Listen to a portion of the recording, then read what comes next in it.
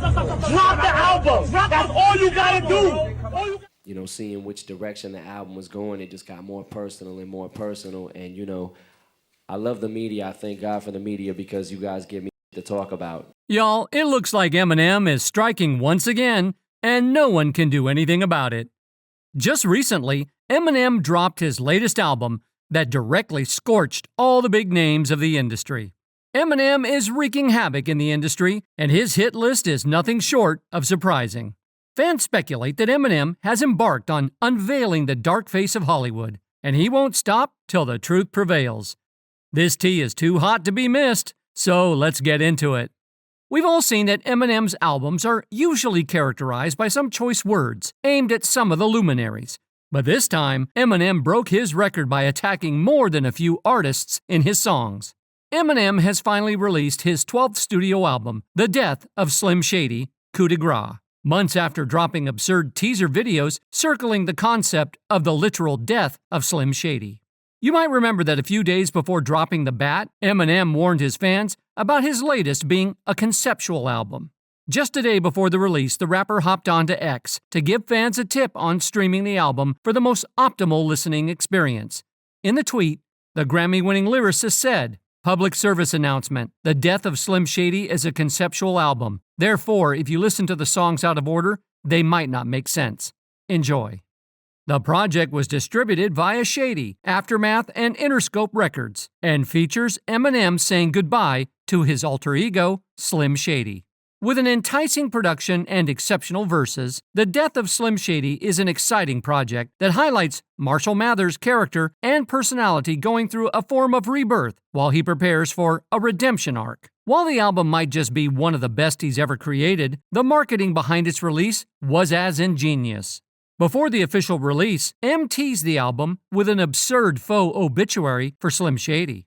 Additional previews of the new album were in the form of an ad that ran on TV during the NFL draft in Detroit. The short video portrayed the death of Slim Shady in the form of a true crime show, in an attempt to literally represent the album title. So yeah, it was intriguing to say the least.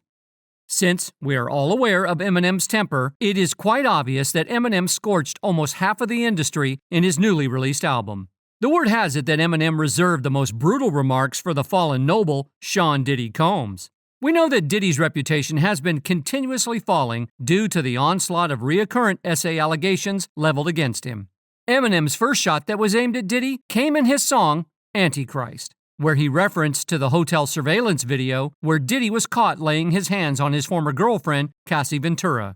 Eminem alleged that Diddy and Cassie both were into weird stuff, but when he tried to push her boundaries, she ran for the hill. Fans noticed that while Eminem didn't take Cassie's side, he absolutely did not downplay Diddy's weird bedroom antics. Anyway, Eminem targeted Diddy again on the song Fuel, which included mentions of the lawsuits, as well as a claim that Combs' attempts to have Tupac's alleged eliminator, Dwayne Keefe D. Davis, deleted. Hey Keith, Metro Police, come over here. Hey Metro Police, come over here, all right? Thanks, buddy. Come on over here. Appreciate your cooperation, okay? Okay, so Keefe D., who was a prime suspect in Tupac Shakur's elimination, revealed some interesting facts about the altercation which took the life of one of the most influential rappers of all time. The South Gang member admitted that he was actively involved in the incident because of the $1 million that he would receive, but he did not get a penny of compensation. He claimed that Diddy had offered him $1 million to get the job done. According to D, the shooting started when Keefe saw Tupac pulling out something from his pocket and assumed it was a firearm. Keefe D explained that he was the passenger in the white Cadillac on the night of the incident. However, he refused to name other suspects, but confirmed that the shooter was Orlando Anderson, his nephew. Now, since these confessions were presented in court, Detective Greg Kading revealed that Diddy had allegedly tried to interfere in the investigation by third-party interactions. He said, he explained to us that him and his nephew, Orlando Anderson, and the rest of that little Crip entourage committed the M of Tupac out in Las Vegas. Then he explains that the conspiracy to commit the M of Tupac had developed in Los Angeles during his conversations with Puffy Combs. We realize now that we had some legitimate ownership of Tupac's case too, even though the M took place in Las Vegas and technically it was their investigation. Since the conspiracy to M happened in our jurisdiction, it gave us legitimate cause to investigate it. Since now we had the star witness, Keefe D, and now we needed to protect him in order to further the investigation to take it up to where it's tied to the other conspirators. We really needed to protect that aspect of the case, because if it got out, hey, Keefe D's cooperating, or anything like that, well, you could imagine that would have interfered with the ongoing investigation. Anyway, Eminem hinted that Diddy was responsible for Biggie's elimination as well. You see, the theories about Diddy's hand in Biggie Smalls' demise have been roaming around in the industry for quite some time. It was reported by Rolling Stone that the notorious B.I.G. was supposedly planning to leave the music exec's Bad Boy Records just before his death. Several people who were interviewed for the piece corroborated the story, stating that Combs was in a battle against the late rapper's lawyers as he was attempting to regain his publishing rights. In an interview, photographer Monique Bunn said, "I will never give it up until I'm dead and my bones are crushed into powder. Biggie was absolutely about to leave Puff. I know for a fact because he told me that. Everybody wanted to leave Puffy. Everybody leaves him." Fans believe Bunn's words, as they believe Diddy is the common denominator in people's dissent. They said, "When Biggie was eliminated in 1997, Diddy, who was the owner and CEO of his label, and had Biggie in LA working on his album, had D-Rock call Biggie's mother to tell her the bad news, and was on a flight back to New York before Biggie's body turned cold. He gets raided by the feds and abandons his own kids while he flees the country. What a human being. These are your heroes." However, Eminem wasn't done trolling Diddy. He took out his grievances in another one of his songs called Bad One. He hinted that Diddy allegedly had control and jealousy issues, and he went on to blow up Kid Cudi's car when the rumors about him and Cassie started going around. Now, before you chalk up this story for being conspiracy, know that Boozy also corroborated with this story. But if somebody do that behind a woman, you sick in love, like you on something. Doesn't make sense to me. In addition to that, the former Bad Boy recording artist Cassie filed a lawsuit against her former boyfriend and label owner Sean Combs. In one of her accusations, she claimed that Diddy allegedly blew up the car of an artist that she was seeing at the time. She said, "In February 2012, Mr. Combs told Ms. Ventura that he was going to blow up Kid Cudi's car, and that he wanted to ensure that Kid Cudi was home with his friends when it happened. Around that time, Kid Cudi's car exploded in his driveway. Ms. Ventura was terrified as she began to fully comprehend what Mr. Combs was both willing and able to do to those he believed had slighted him." Not to mention, the Day and Night rapper himself claimed that the incident had surely taken place. The thing is, Diddy wasn't the only one feeling the brunt of Eminem's lyrical prowess. Even Kendrick Lamar wasn't safe from Eminem's wrath. He claimed that Kendrick Lamar's Mr. Morale and the Big Steppers didn't have any bangers on it. Eminem appeared to playfully make fun of his peers' work before taking shots at himself. He dished some shots to Lil Wayne and Kanye West, claiming that their albums were lamer to another level. And while talking about ish albums, Eminem added that Joyner Lucas and J. Cole's broke the lame scale. Anyway, Eminem had more in store for Ye, as he also mentioned Ye on Bad One, hinting about his trouble with pills and other issues. You might not remember, but Kanye opened up about his AD problems a while back. In his freestyle, he revealed that he struggled with a prescription DA. But besides prescription Ds, Kanye also was dependent on drinking and intimacy. In an interview with GQ, Kanye revealed that his disappointment from not being nominated for music awards led him to become a functioning alcoholic. West said, "I was AD'd to perks. It's good that we found out about all those award shows that partially led me to alcoholism. Whistle been blown, you know?" Ye even revealed that he tried to ban premarital intimacy among people working on his albums. "There were times where I was asking people not to have premarital S while they were working on the album. There were times where I went to people that were working on other projects and said, 'Can you just work and focus on this?' I thought if we could all focus and fast, families who pray together stay together." Quite contradictory, right? Well, after Ye started giving contradictory statements, fans started believing that Ye was A-ing his medicines. In his current album, Eminem really hinted that there was more truth to the speculation than we all thought. Let's not forget that West, who owns the Yeezy fashion line with sportswear giant Adidas, was taken to hospital in Los Angeles in November 2016, reportedly suffering from stress and exhaustion. Reflecting on his struggles with his mental health, he said, "We're making this money, but I'm still ending up in debt. My public standing is all in shambles. I'm not in good shape. I'm having ups and downs with my health. People calling me crazy. People not wanting to sit and meet with me. All this is happening and I had to give it all up to God." Anyway, in a recently released freestyle rap for the Sway radio program, Eminem called Caitlyn Jenner a bee, amongst other things. Eminem claimed that he kept the firearm tucked like Bruce Jenner's private. He asserted that he meant no disrespect, though. When he was asked about the offensive lyrics, Eminem reportedly stated, "The rhyme, by the way, it's all in fun. I just say ish to say it. I don't even know if there's anything. It's very rarely personal. Put it this way, if it was ever personal, someone would know it." In his current album, Eminem spent a bar to take shots at Caitlyn Jenner by making fun of the American media personality and former Olympic gold medal winning decathlete's orientation, when he said that Bruce was allegedly a generous boy for falling in bed with everybody and anybody. He hinted that he couldn't be canceled over it as his speech is free, just like Caitlyn Jenner's choice. Then Eminem shifted his focus to Christopher Reeve. Eminem modified his voice using a distortion effects on his vocals to resemble a voice box.